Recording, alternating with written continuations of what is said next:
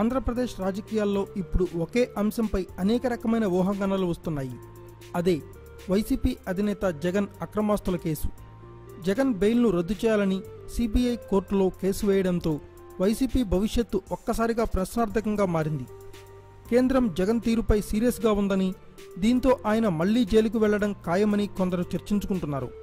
మరోవైపు ఈసారి జగన్ జైలుకెళితే పార్టీని ముందుకు నడిపించే బాధ్యత ఎవరు తీసుకుంటారనే దానిపై వైసీపీ వర్గాల్లో ఆసక్తికరమైన చర్చ జరుగుతోంది.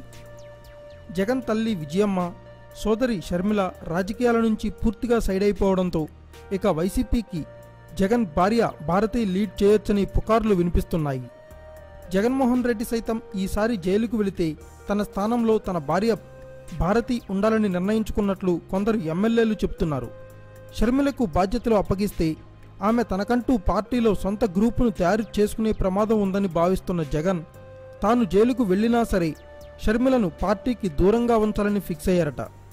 షర్మిలకు బదులుగా పార్టీ బాధ్యతలను భారత్కి అప్పగించడంతో పాటు ఆమెకు సాయంగా తన తల్లి విజయమ్మను మళ్లీ క్రియాశీల రాజకీయాల్లోకి తీసుకురావాలని జగన్ యోచిస్తున్నట్లు వైసీపీ వర్గాల్లో ప్రచారం జరుగుతోంది.